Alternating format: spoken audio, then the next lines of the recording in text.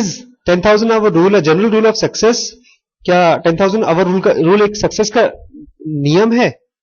If we scratch below the surface of every great achiever, do we always find the equivalent of Michigan Computer Center or the hockey all-star team, some sort of special opportunities of practice? अगर हम चमड़ी के नीचे देखें, खोजे, तो क्या हर बंदे ने 10,000 घंटे दिए हैं? चाहे हॉकी प्लेयर हो, चाहे वो किसी भी तरीके का काम करता हो, क्या उसने 10,000 घंटे दिए हैं? Let's test the idea with two examples. चलिए 2 एग्जाम्पल से हम इस आइडिया को टेस्ट करते हैं. And for the sake of simplicity, let's make them as familiar as possible. और इसलिए ताकि हम लोगों को आसान रहे, हम इसको बहुत familiar बनाएंगे. Familiar मतलब जिनको पहचान सके. Now, the Beatles, one of the most famous rock band ever, and Bill Gates, one of the world's richest men. Beatles के बारे में डिस्कस करेंगे और बिल गेट्स के बारे में. Beatles कौन थे जानते हैं? माइकल जैक्सन को जानते हैं? माइकल जैक्सन जैसे ही फेमस थे बीटल्स. और बिल गेट्स दुनिया के सबसे अमीर आदमी. बीटल्स में 4 लोग थे: John Lennon, Paul McCartney, George Harrison, Ringo Starr. They came to US, United States in 1964. अमेरिका गए थे 1964 में. इंग्लैंड में थे वो पहले. Starting the so-called British invasion of the American music scene, putting out a string of hit records that transformed the face of popular music. ये पहले अमेरिका में ना इंग्लैंड का म्यूजिक नहीं चलता था. आपको पता है अमेरिका और इंग्लैंड कितने अलग अलग हैं? नहीं मालूम होगा ना. इंग्लैंड कम से कम 1000, 1500, 2000 साल पुराना होगा. और अमेरिका कितना साल पुराना है पता है? 300-400 साल. 300-400 साल ने अमेरिका में दुनिया में सुपर पावर बन गया सबसे ज्यादा. जो हम लोग के ऊपर राज करते थे वो अमेरिकन थे कि ब्रिटिशर्स? ब्रिटिशर्स थे. और अमेरिकन कहां से बने पता है? ब्रिटिशर्स में से बहुत से ऐसे लोग थे जो कि इनको देश निकाला दिया गया था, तो उनको निकाल कर फेंक दिया. तो ये लोग अमेरिका गए और वहां पर अपना खाली जगह पर अपना बसना शुरू कर दिया. तो 1964 में जब ये लोग ब्रिटिश से अमेरिका गए तो उन्होंने इन्वेजन चालू कर दिया, कब्जा, कि वहां की म्यूजिक इंडस्ट्री में इन्हीं का बोल चलता था. कैसेट किसके बिकते थे? इन्हीं लोगों के. 1964 में. First interesting thing about Beatles for our purpose is how long they had already been together by the time they reached US. सबसे इंपॉर्टेंट चीज हमारे लिए, इंटरेस्टिंग चीज ये है कि जब वो अमेरिका पहुंचे, जब उन्होंने कब्जा चालू किया, उससे पहले ये लोग कितने दिन तक साथ में काम करते थे. Lennon and McCartney first played together in 1957, 7 years prior to landing in America. अमेरिका जाने से 7 साल पहले ये लोग साथ में बजाते थे. Incidentally, the time that elapsed between their founding and their arguably greatest artistic achievement, Sgt. Peter, Lonely Hearts Club Band and Beatles, White Album, is 10 years. जब ये चारों एक साथ 4 लोग थे, क्या क्या नाम था उनका? John Lennon, Paul McCartney, George Harrison, Ringo Starr. इनकी फोटो में दिखाऊंगा आपको. ये जब चारों इकट्ठे हुए और जब इनका सबसे पहला म्यूजिक सुपरहिट बिका, इन दोनों के बीच में कितना टाइम था? Almost 10 years. ये ना 1 2 3 4 5th line. And if you look even more closely at those long years of preparation, you will find and experience that in the context of hockey player and Bill Joy and the world class violinist sounds awfully familiar. बोलता है और अगर आप ये देखें कि इन्होंने उन 10 सालों में क्या किया, तो आपको दिखाई देगा अरे ये तो वही किया जो उन लोगों ने किया था. Page number 48, first paragraph, 7th line. कोई बात नहीं, सुन ले, पहले सुन ले. 1960 में while they were still just struggling high school rock band, जब वो स्कूल में बजाते थे, रॉक बैंड चलाते थे, struggling rock band, rock band, they were invited to play in Hamburg in Germany. Germany एक अलग जगह है, ये समझ लीजिए. इंग्लैंड यहां है सबसे ऊपर, अमेरिका बाएं तरफ में और जर्मनी बीच में, यूरोप का पार्ट है. ठीक है. तो जर्मनी में लोगों को बुलाया गया, इनवाइट किया गया बजाने के लिए। Hamburg in those days did not have rock and roll music club. उन दिनों में वहां पर क्लब नहीं हुआ करती थी म्यूजिक के। It had strip clubs. Strip clubs मतलब जहां औरतें अपने कपड़े उतार उतार करके डांस करती हैं। स्ट्रिप मतलब कपड़े उतारना। Says Philip Norman who wrote the Beatles biography shout. Shout नाम की एक किताब लिखी गई है, बायोग्राफी लिखी गई है। पता है बायोग्राफी क्या होती है? बायोग्राफी, बायोग्राफी मतलब किसी आदमी की जीवनी। गांधी जी की बायोग्राफी है, उन्होंने अपने बारे में लिखा है, एक्सपेरिमेंट्स ऑफ ट्रूथ सामने पड़ी है। गांधी लिखा है ना, गांधी, वो उन्हीं की लाइफ के, जिसके लाइफ के बारे में लिखा जाता है उसको बोलते हैं बायोग्राफी। और कोई आदमी अपनी खुद की बायोग्राफी लिखे उसको बोलते हैं ऑटोबायोग्राफी।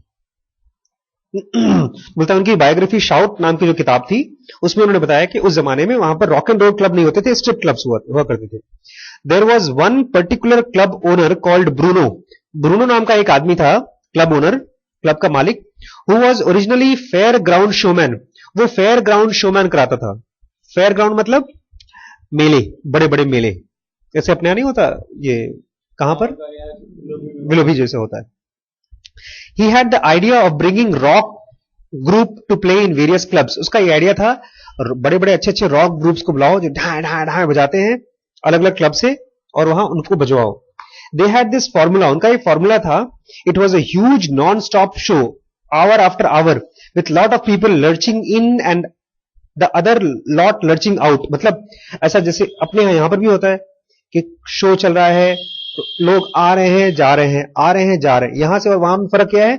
यहां पर नौटंकियां चलती हैं, गाने चलते हैं, वहां पर रॉक म्यूजिक चलता है। 1 घंटे का एक बंदे ने बजा लिया, उसको हटाया, दूसरा बजा रहा है, कंटिन्यूस चलता रहे। And the bands would play all the time to catch the passing traffic. और ये आवाज से आसपास की जो ट्रैफिक पब्लिक जा रही है उसको खींचता था, अपने अट्रैक्ट करते थे लोग। In an American red light district they would call it as non stop striptease. इसको बोलते थे नॉन स्टॉप स्ट्रिप्टीज, कि बंद नहीं होगा, रात भर म्यूजिक चलेगी।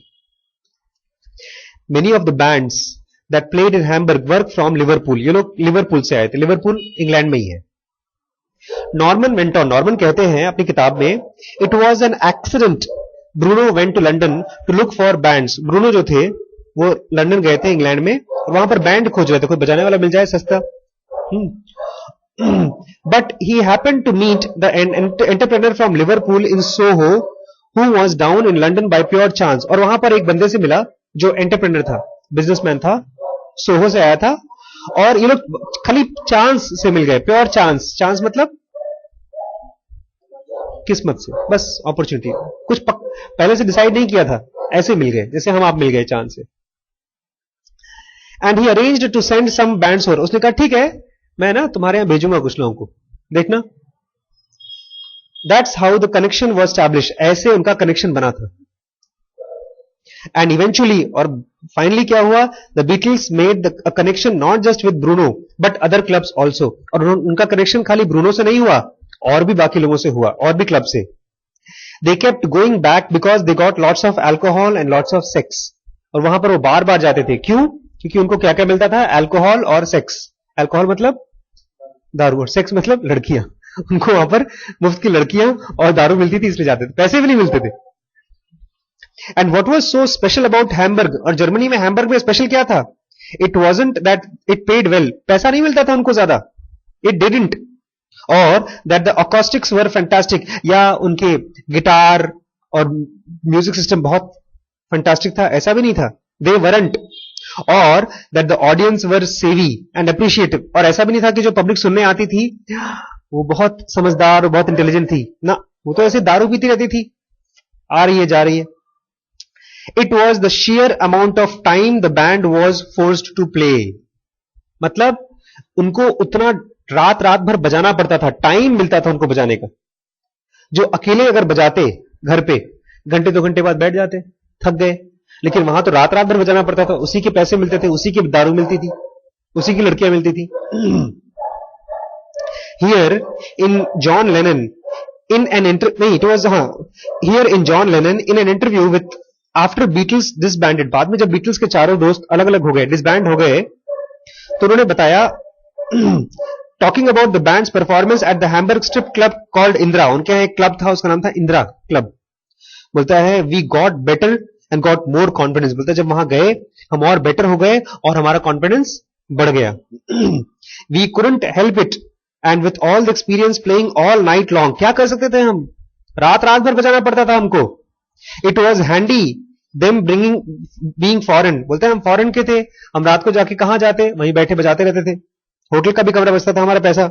We had to try even harder, put our heart and soul into it to get ourselves over, हम लोग को बहुत कोशिश करनी पड़ती थी, पूरा हार्ट, अपना सोल, पूरी आत्मा लगा लगा करके काम करना पड़ता था। इन लिवरपूल, जब हम इंग्लैंड में थे, we had only ever done 1 hour session, हमने लिवरपूल में इंग्लैंड में 1 घंटे का शो किया था।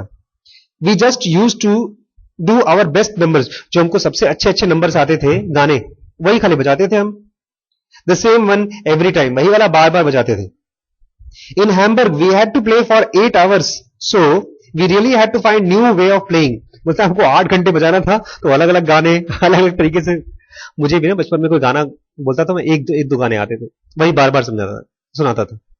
बाद में एक बार मुझे 1 घंटे के लिए कहीं गाना पड़ा, तो मुझे 4-5 गाने सीखने पड़े, तो इनको तो 8 घंटे बोलता था, नए नए तरीके से हमको सीखना पड़ा बजाने के लिए।